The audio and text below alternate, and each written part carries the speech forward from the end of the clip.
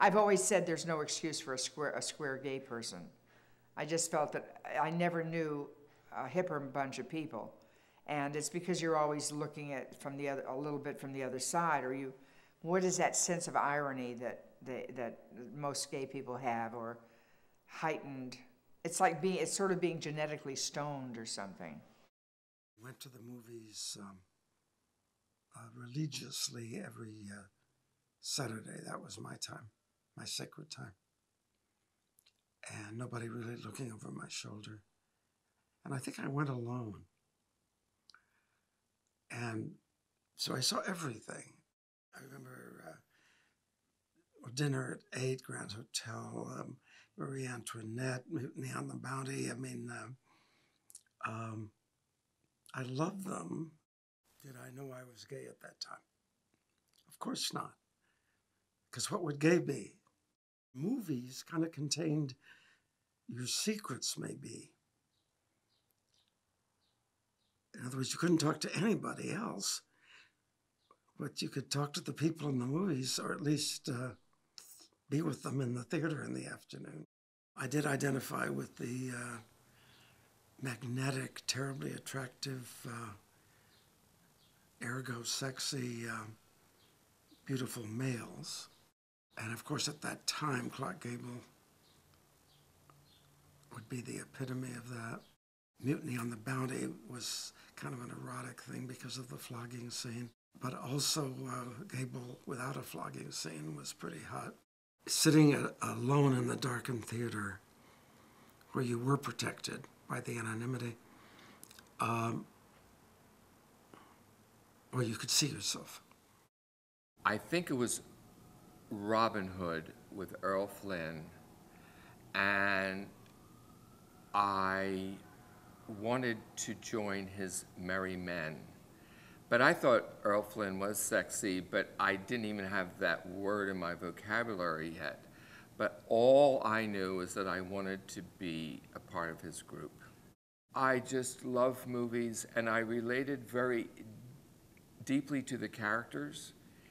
In films, I imagine myself as them, and when I was developing, let's say, I read movie magazines, and of course I was turned on by Robert Stack, who, when he was young, there was one picture of him bare-chested. He had very perky nipples. And Tony Curtis and Tab Hunter and Rock Hudson, you know, but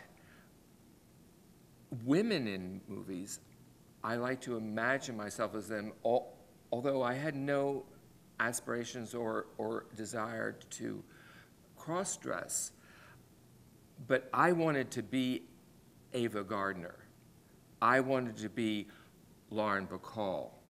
Gay and lesbian audiences have always been attracted to movies because it's a fantasy palace. And literally, the act of going to the movies, where you go and you sit in the dark with a lot of strangers and project your fantasies onto the screen and receive them back from you, is a thing that people who live in a closet have to do a lot of. They have rich fantasy lives, and they often don't get approval and acceptance, so they can create fantasy friendships with people who they see on the screen. And I think that it's not exclusively a gay and lesbian thing. I think a lot of people who feel imprisoned in their lives were liberated when they went to the movies because they got to see another kind of life. I saw The Wizard of Oz when I was 6 years old, and several things stick out in my mind. One was that dreadful scene with the witch writing in the sky with her broom, which I found utterly terrifying when she said, "Surrender, Dorothy." It was the most frightening thing I'd seen up to that point. And there was also the sense of Oz being a relief from the dreary black and white existence of day-to-day life. So much so that when Dorothy got to go back to Kansas and everything got to be black and white again, and all those wonderful characters for Oz turned out to be real people, I was a little disappointed. I wanted her to stay. I think there's an element of longing in The Wizard of Oz. I think that's the single word I would come to. There's longing there. If happy little bluebirds fly beyond the rainbow, why, oh, why can't I? That is what gay boys, and I suppose some gay girls, were saying to themselves when they saw that film. They connected with it on that level. If you're ever in a gay group of gay men watching a movie like The Women, you are transported into another world that has nothing to do with the movie. I mean, we've got, you know, guys in that crowd that are reciting the lines, you know, minutes, you know, 3 seconds before the lines come out. Let's just say that it's a deeply ironic way of looking at the world. In other words, you're looking at something that's being presented to you one way, but you're reading it in another way. Movies, by their nature, are inherently absurd, if you think about it. I mean, it's such an artificial experience. And so I think gay men have always gotten that, you know, as much as we've always treated them rightly, so as the little magic carpets they are, but we also are looking at the thread count, right? The 1944 film, The Uninvited, which is a ghost story, and I kind of saw that there was a character that you could read as lesbian, but it's never spelled out. Well, I found out that in the 1940s, when this film ran, during the war, large groups of women would go to the film at off hours, like very, very late post-midnight showings, and react vocally to any line of dialogue having any kind of, that could be taken any kind of, in a lesbian fashion. So it was a cult movie for lesbians. So people derived a sense of themselves and a sense of validation that otherwise they weren't really able to have. It's hard to know sometimes where movies really started depicting homosexuality, because even from the very early years, we see things now through a prism, you know, a century and more later, and it's often hard to know what exactly was intended. There's this lovely kind of lyrical shot of two men dancing together from an Edison movie from 1896. And we cannot possibly view it as anything other than gay now. How do we know exactly how it was intended by a widestream audience 113 or 14 years ago? It's not all that easy to say. A 1912 comedy called Algy the Miner, about a kind of a foppish dandy / pansy who travels from the east and goes out west to become a cowboy, and where he ends up winning the girl at the end, but not until he's kissed a couple of cowboys along the way. You start seeing slight references in American cinema, and then in European cinema, there were greater breakthroughs right after World War I with Anders on the Anderen and films like that. For a long time before there could be greater explicitness, the images were always there for people to pick up on if they were able to. There's one character in particular in a Stan Laurel movie with a gay cowboy, and who kind of has a crush on him. And when Stan doesn't return the guy's interest, he decks Stan with a flower pot. That's kind of vivid. So there are the comedy things, just like there would always be comedy drag. And then more seriously, there's a film like Wings, which was the first film actually to win the Academy Award for Best Picture. In addition to being a movie about World War I and aviation, it's a movie about extremely intense male bonding with two very attractive young men who occasionally look quite lovingly at each other. And how can you not, at this point, get that kind of subtext? Different from the others, Anders on the Anderen is the sort of pioneering movie about a gay relationship. And besides having the relationship spelled out quite explicitly, it also stars a very high-profile German actor, Conrad Veidt. So that was a movie that really kind of took a lot of the references brought them up above ground. In Germany, at least, a film like that would never have been able to run here in any kind of an unexpurgated version in 1920. But at the time, such things were possible in Weimar, Germany. Louise Brooks was, an American actress who had to go to Europe to be really seen as, this sort of transformative sexual icon. And so I guess it's not all that surprising that she turned up in 2 major European films with lesbian themes in them. And of course, the first is Pandora's Box. And then in Diary of the Lost Girl, where she plays this supposedly innocent girl who has a lot that happens to her, and she ends up in a girls' academy. That's a movie that was being censored before it was even, on the screen. It had so many problems as far as the censors. Even the more permissive German and other European censors had problems with it. There's one character in particular near the beginning who really goes over the top. She's a sadistic school mistress who puts the girls at the girls' academy through their exercises and actually gets orgasms from it. Pandora's Box is a very famous story based on Wedekin's Lulu, which also became a very famous opera, which also had lesbianism in it. And there's the famous Countess Geschwitz in it, who is a somewhat severe but extremely noble woman, and of noble birth also, who gets a big crush on our leading lady. And in the most liberal, uncensored versions of the film, you do get to see her casting long, loving gazes at her, and you do see them dancing together. So that was quite, even for the 20s, in a more permissive era, that was pretty hot stuff. Homosexuality had not been that much decried. The only case where it had really been a big issue was in the DeMille movie, The Sign of the Cross, with the lesbian dance, which was so over the top, and there's no way you could not know what's going on there. The scene that sort of brought down the wrath of the censors and was in very large part, along with Mae West and gangster movies, responsible for the establishing of the Motion Picture Production Code.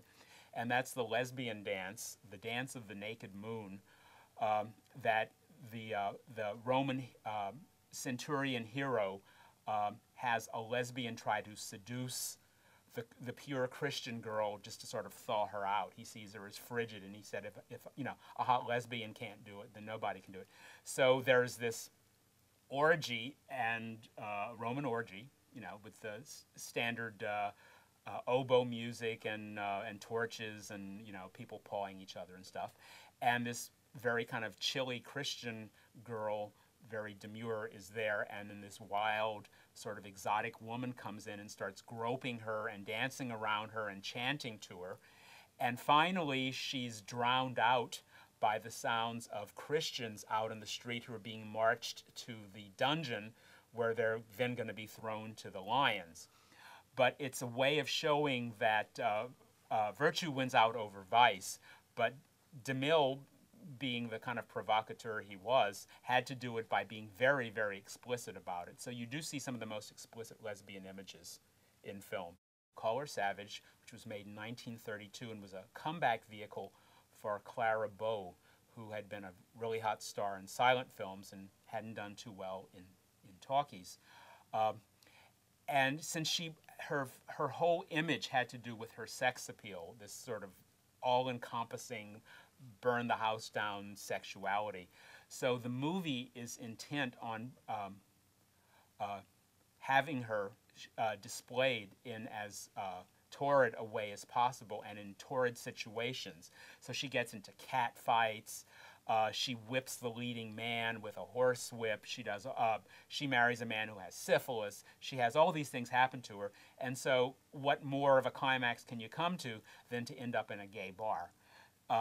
The leading man, who by this time is a rich guy masquerading as a gigolo, takes her to what he says is a Greenwich Village club with all kinds of wild people.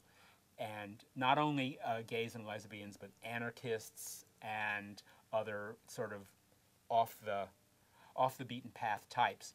And so you go into the club and you see these two waiters wearing little frilly aprons, singing a song about being chambermaids on a battleship so that they can, be with all the sailors. The characters that were in the 1930s called pansies, until the word couldn't be used anymore, or we would now call them sissies, were obviously supposed to be stereotypical effeminate men, probably gay. At the time, they could be seen as gay in the way that gay men who were bold enough to be out sometimes did see themselves.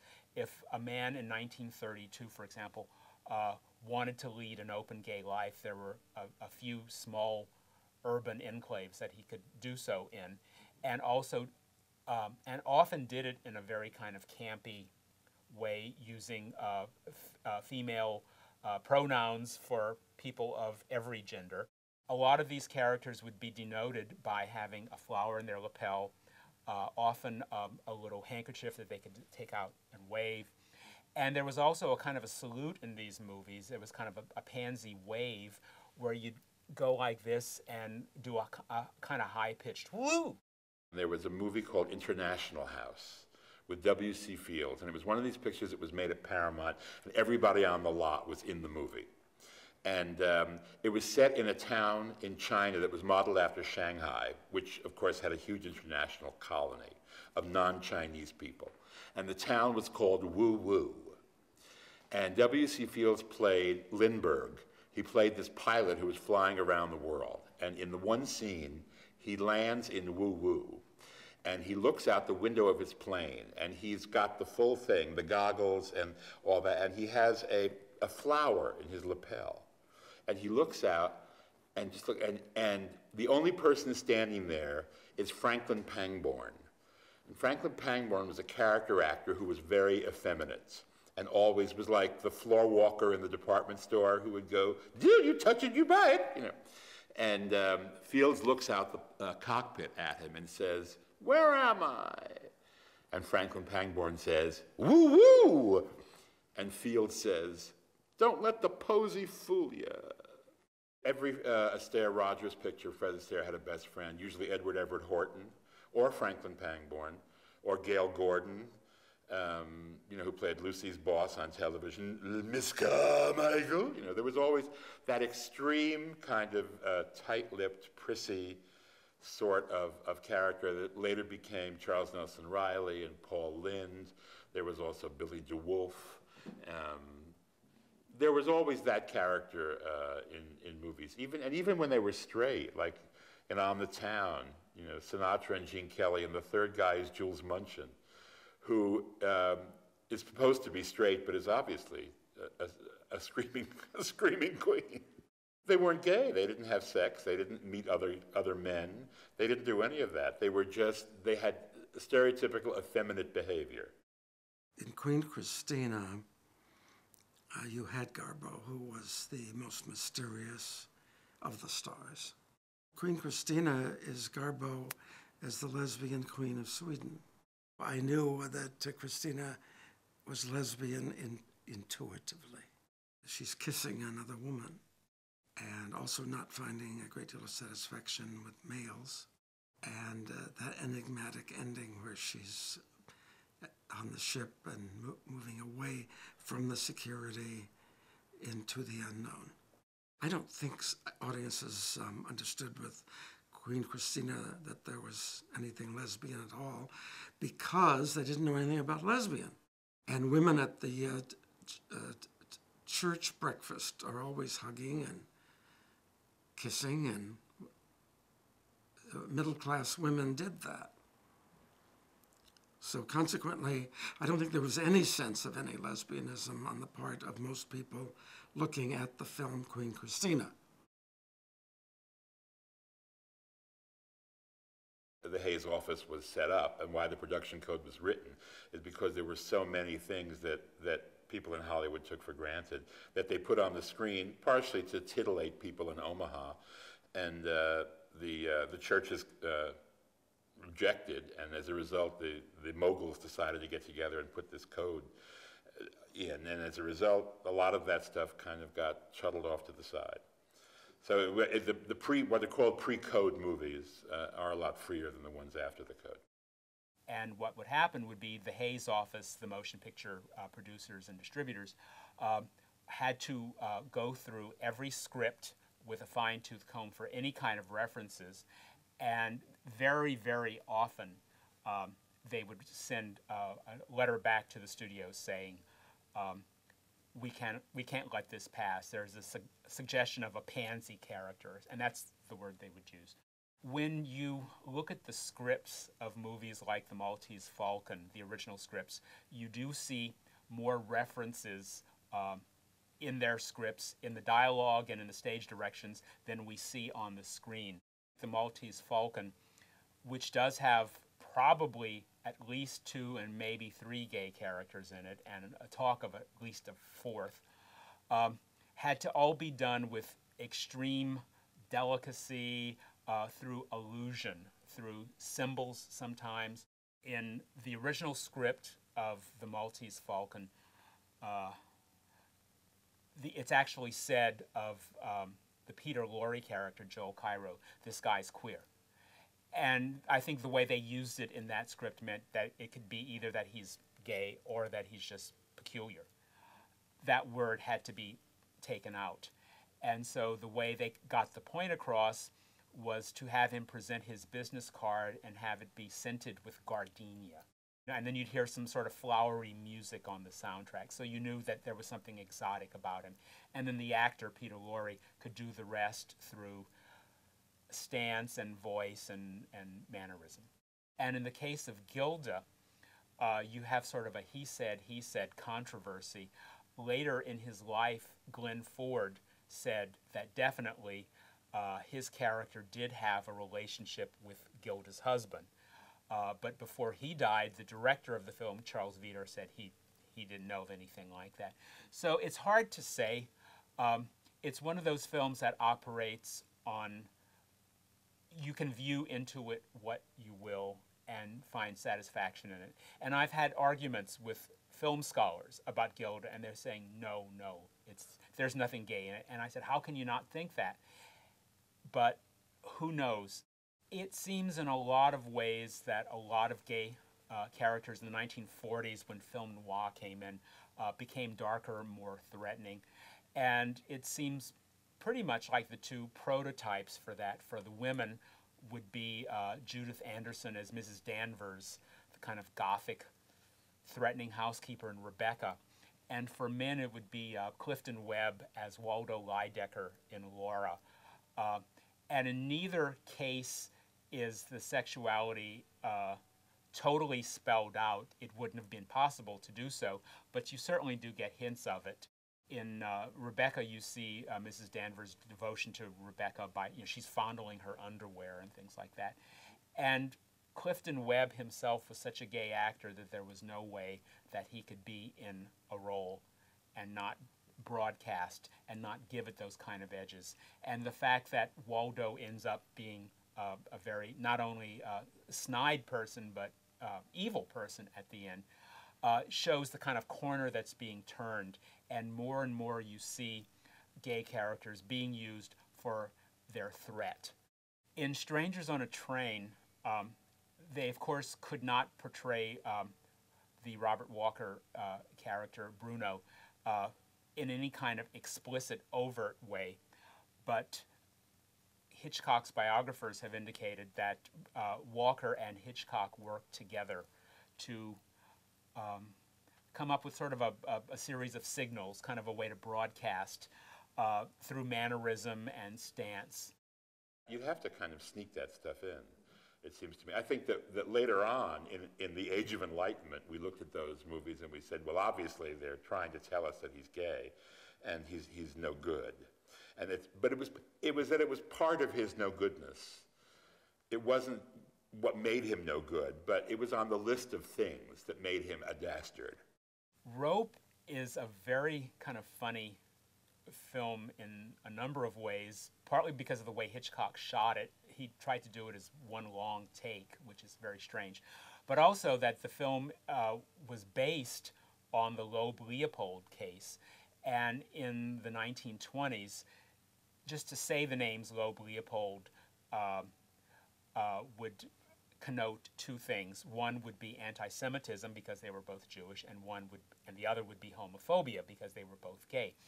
And when Hitchcock prepared to make the film Rope, which was adapted from a play about Loeb and Leopold, he swore up and down to the Warner Brothers, this has nothing to do with Loeb and Leopold.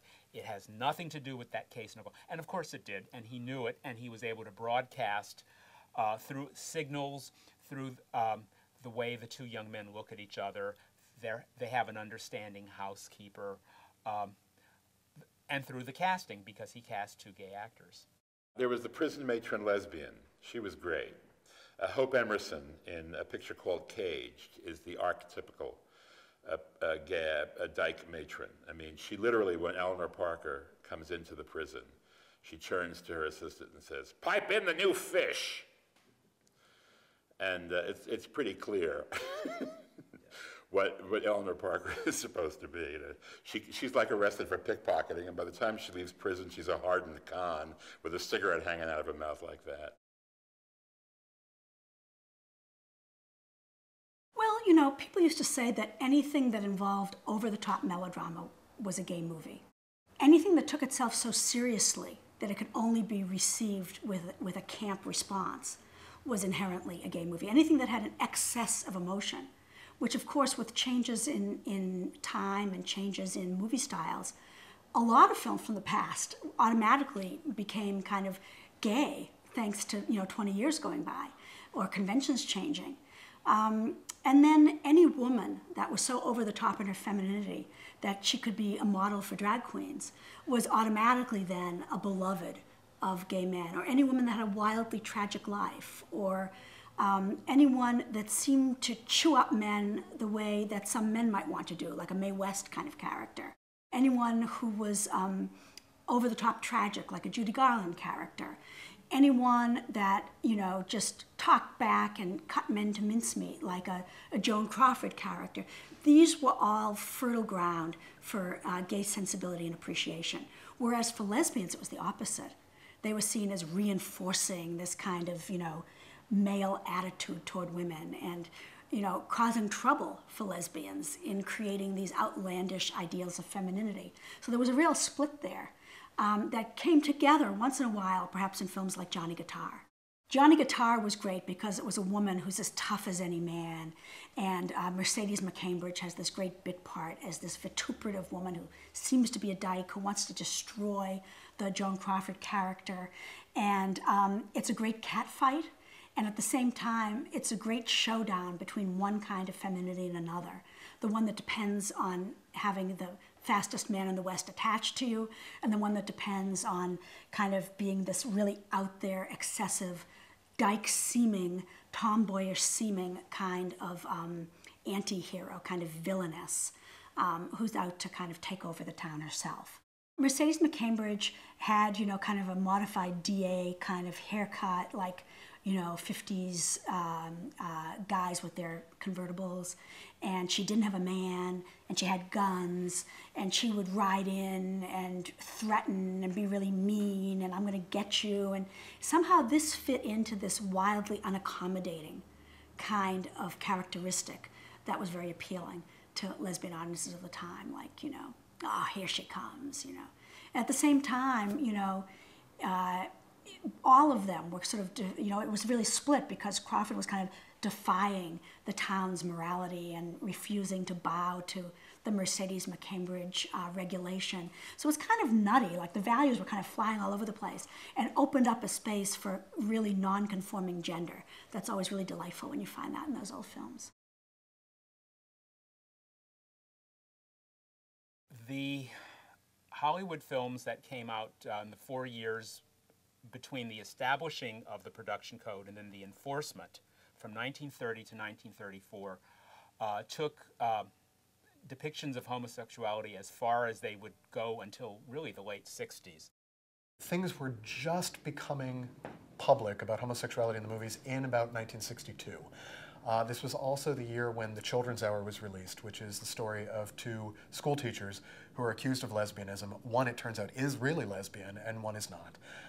That story had actually been filmed in the 30s as under the title These Three, and then it was turned from Lillian Hellman's play, which was about lesbianism, to a story of heterosexual adultery.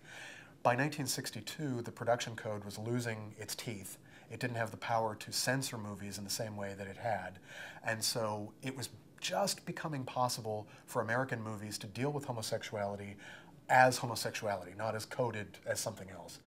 In Children's Hour, Shirley MacLaine hangs herself, and every reference to the idea that there might be something unusual in the relationship between MacLaine and Hepburn is just, Audrey Hepburn is just met with shock and dismay and scandal, and then poor Shirley has to, because she's the one who's aberrant, you know. She's just, we don't get the sense that Audrey Hepburn is, that she's just a good friend. But Shirley is like the one who's sick and has to hang herself. The gay subplot of Advise and Consent is a senator, Brigham Anderson, who's played by Don Murray, is being blackmailed by a former lover who is trying to bring to light their past relationship just as Brig Anderson's political career is taking off in the Senate.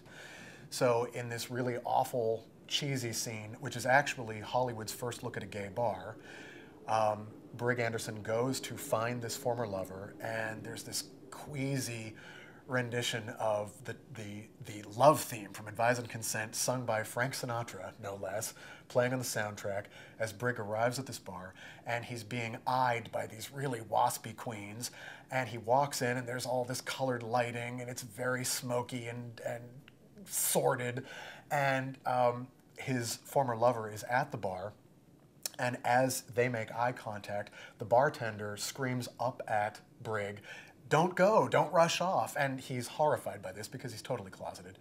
And his lover comes chasing after him into the streets, and he jumps into a cab, and as the lover tries to talk to him and explain what's happened, Brig pushes him face down into a puddle.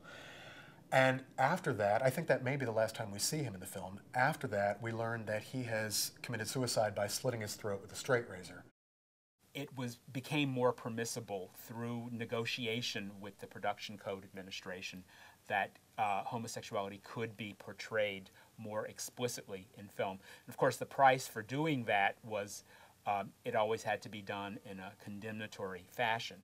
By about the mid to late 1950s, you start seeing, along with the somewhat more explicit gay references, you start also seeing a greater negativity and a greater chance for characters to either kill themselves or be murdered. Suddenly Last Summer is quite a movie. Cousin Sebastian is this aesthete, I think is the word they used to use, a poet, a kind of unworldly figure, a New Orleans aristocrat. And he's actually a predatory, narcissistic, hateful gay man. And every summer he goes on vacation and has a woman along with him to procure young boys for his pleasure. It's a totally negative, horrible view of homosexuality as a not only as an illness, but sort of a cancer, a depravity. And the only way it can be destroyed is when Cousin Sebastian's boys, the ones he's trying to use his cousin as a come-on for, finally turn on him.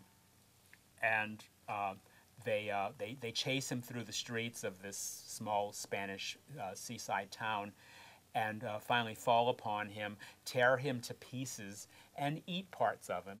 Gay men who saw that film in 1959 have told me, if you were a gay man going to the movies and seeing that, and you weren't totally out of the closet or you were dealing with it, all that movie could do would be to make you go back in. Well, later on, when they started making movies that actually involved gay characters who were gay, who weren't just, effeminate, but who actually were homosexual and were shown doing homosexual things, being in homosexual places, interacting with other gay people, then you began to see stories about guys who were conflicted and desperate and sick and had to kill themselves because of their condition. One of the films that I remember from very early on was a movie called The Detective. I think it was Frank Sinatra. And there's a storyline that involves a gay man, a closeted gay man played by William Wyndham, who looked like your average, everyday, sort of middle-aged man. And when he's caught, he's in a position of enormous shame and humiliation. And I suppose to a certain degree that's true to the way things actually were when people were cornered about their homosexuality in those days. But there was no indication whatsoever that anybody might be happy being gay, and that movie really drove it home for me. In 1968 was when the production code fell and disbanded, and that was when the rating system came in. And one of the very first trends of the newly liberated cinema was a series of gay and lesbian themed films. So you had films like The Fox, The Sergeant, The Killing of Sister George, Staircase, climaxing, if that's the word you can use, with The Boys in the Band. It seemed to me the perfect sort of pre-revolutionary moment. I mean, the essence of what's going on in that movie is 7 gay guys end up beating up a straight guy. You know, I mean, there's a huge amount of anger in the gay men in that movie that finally gets directed at the straight guy, does not actually have a target at that point. Because I think the play came out in '68, I believe. In '68, I think it was very hard for people, except for a few real visionaries, to even conceive of the idea of gay rights. I mean, there was no horizon of possibility. So you had people leading these extremely constricted and oppressed lives, but with no particular way out and no way to direct their anger. But I've often said since then that once seeing Boys in the Band, a very astute social observer should have been able to predict Stonewall. When Tales of the City was optioned by Warner Brothers in 1979, a very nice producer, straight guy, took me to meet a screenwriter. We had dinner together. And about halfway through the meeting, he said, "I really love that gay gynecologist." This is the character who's sort of the big heartthrob in Tales of the City, Dr. John Fielding. And he said, "But I think it would be so much more interesting if he turned out to be a serial killer." He actually said that. The problem was not so much that they didn't want to do gay-themed stories, but they wanted to somehow or other sanitize them. They wanted to, the people at Warner Brothers were basically saying, "We'll make it, but we want to remove most of the gay characters." One of the writers told me that he wanted to make the gay gynecologist into a serial killer. They could cover the subject, but they had to make sure that there was a cautionary tale involved there somewhere, so it wouldn't look like they were endorsing. Well, I mean, there was Cruising, of course, in 1980, which, again, a movie that now, in retrospect, it has its queer defenders, and it's almost become this sort of fascinating period piece because it was sort of the last, kind of representation in a mainstream way of gay sexuality before AIDS hit. The movie was about a homosexual serial killer who would meet people in the park, lure them in, and while they were cruising, and then he would stab them. And Al Pacino played a cop who goes undercover in the gay community to lure this guy, so he was becoming bait. And the depiction of the gay community was lurid from top to bottom. Everybody in it was seamy and unappealing, and the world that was depicted was the lowest common denominator of gay life.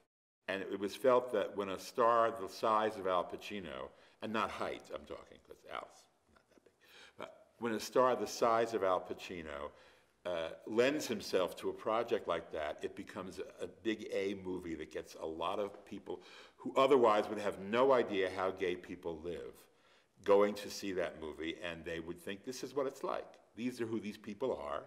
They're all sorted guys with jeans with yellow kerchiefs on one side or red kerchiefs on the other side and all of that stuff. And the burgeoning gay political community felt, no, this is wrong, that this should be depicted this way. This is not how other minority groups would allow themselves to be depicted without a fight.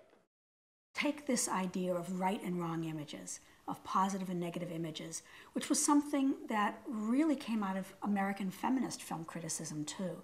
The idea of film characters as role models, film characters as a form of behavior modification for audiences. We have been depicted in these terrible ways, and we have to fight back against these negative stereotypes, these negative portrayals. And that's the kind of energy that fueled actions like the picketing of William Friedkin's movie Cruising.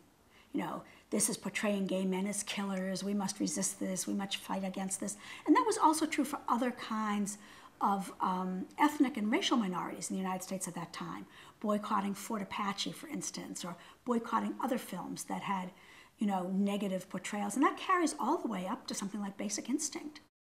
When Basic Instinct came out, there were all these protests about it, and people were really angry about it because, you know, gays were so absent from the screen, and then here's this bisexual character, and she's a killer, you know. It's like, oh, great, again with this. But at the same time, I know a lot of lesbians who love that character, you know, because she's smart and she's sexy and she is in control of the situation. She is 3 chess moves ahead of everybody else in the movie. And so they're like, yeah, okay, so she's a killer, so what? I remember crossing the picket line, and I think it was 1991, to see Basic Instinct because I was fed up with what had been a very acceptable way of looking at films. But with the new kind of queer sensibility of late 80s, early 90s, I felt this was outmoded, that surely now we could start looking at these gray areas, and we could, in a way, I guess I would say we were no longer hurt by these negative portrayals, that they themselves had now become camp. So the new camp sensibility was to laugh at these. Silence of the Lambs, of course, was the Jonathan Demme film in which the killer is a twisted transvestite who's described as gay in the film, and he's somebody who just wants to get into women's skins, literally, by taking them off. That was a film that really angered a lot of people, particularly that it really took some more complex depictions that were in the book and boiled them down to something much more simplistic and much more homophobic. Well, the early 80s and the late 70s were all about sort of claiming and reclaiming a gay and lesbian cinema. And there weren't that many people that crossed over between gay politics or lesbian politics and film in a general sense, because documentaries had just started to be made. That was the main vehicle, you know. In the late 70s, Word Is Out came out. Word Is Out was a project that was started by Peter Adair, another visionary, in the early 1970s, and it eventually incorporated 6 of us who were a working filmmaking collective, and together we made this 2.5-hour documentary about 26 gay men and lesbians from across the country. So it was really the first film about gay people by gay filmmakers that was made for a wide television theatrical audience.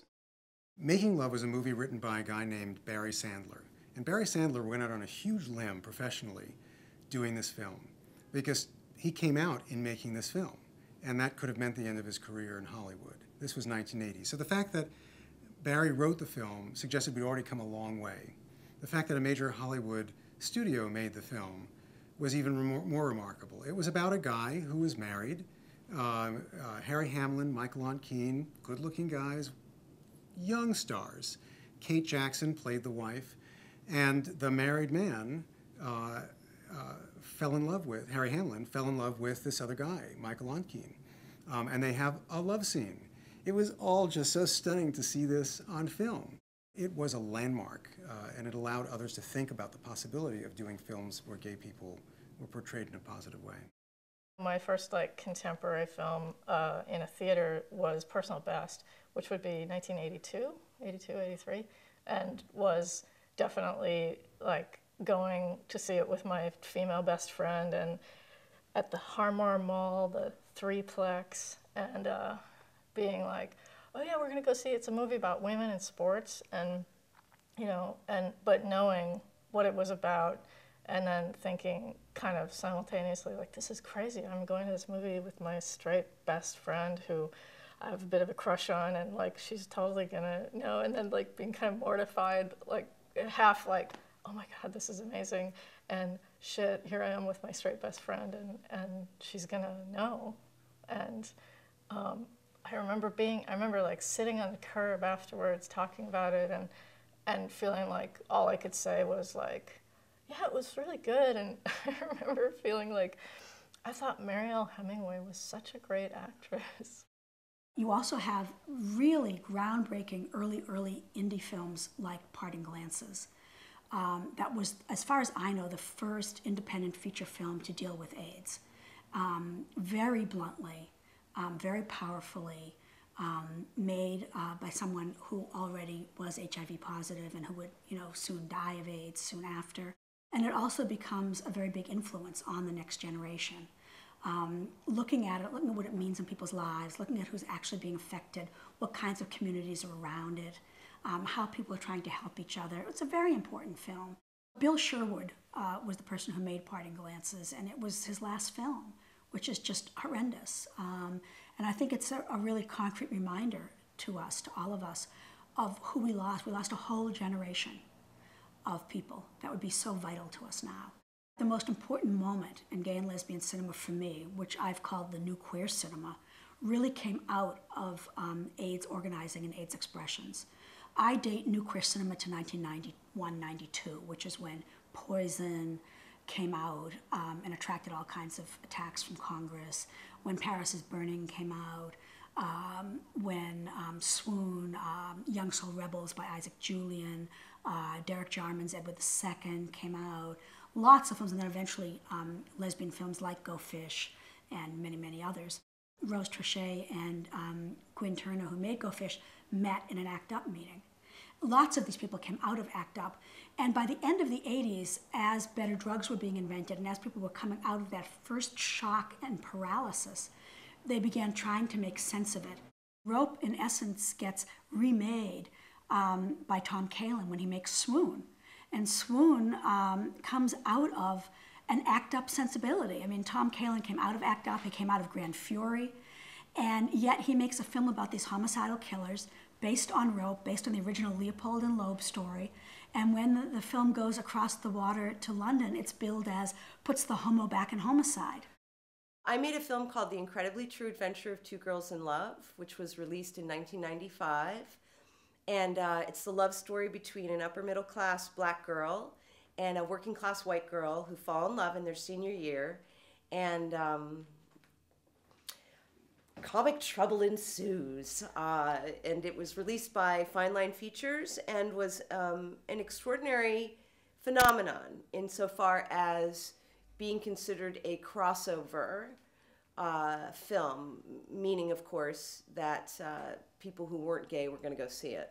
And I'm a real outsider, only insofar as, obviously, I'm not a gay man, and my film fell into a kind of unique category, because the only big movie before mine was Go Fish, and then suddenly there was Two Girls in Love, which was in color, wow, revelation, and followed a certain conventional narrative structure, so that, which I used very purposefully, because I thought that the conventional narrative structure would actually be a subversive element, right? You'd think you were just having a fun, cute time, when in fact I was trying to turn upside down lots of stereotypes and cliches about young lesbians, about race, about class, all that kind of stuff. But if I'd started it that way, you'd be like snooze-o-rama as soon as you sat down. So I took a very different approach. When you understand the meaning of and the history of lesbian and gay images, and then you are a producer of images, you can sometimes say, what does this mean? What does this mean? What does this mean? Instead of just focusing on the story and what your emotions are and who the characters are. And so because I have a tendency to be kind of political and intellectual anyway, that can be very inhibiting for a filmmaker. I think I broke through it, hopefully, but it's also, I guess the thing that's good about it is it's a responsibility. Once you understand the ways in which lesbians and gay men have been seen through cinematic history. Frameline is a nonprofit organization that started in 1977 when the San Francisco Gay Film Festival started. So it's the organization still exists today and still is producing the festival. There was this developing gay community, developing gay rights movement, and I think the community was looking for ways to kind of expand its culture and I think movies were a very kind of logical place to go. There was very few places you could find gay films, and in the late 70s and the early 80s, a lot of the films we showed were from Europe, because that's where, at that point, most gay feature films were being made, or at least the ones you could get your hands on. Frameline's Film Festival really started with showing films directly from the gay community itself. So it was a way for the community to show its own films to that community. So they were films that were made in the gay community, for the gay community, and by the gay community. They were not, Hollywood productions. Showing movies, whether the movies are gay movies or other movies, to a gay audience is a really unique experience. And it is, doing it myself for many years,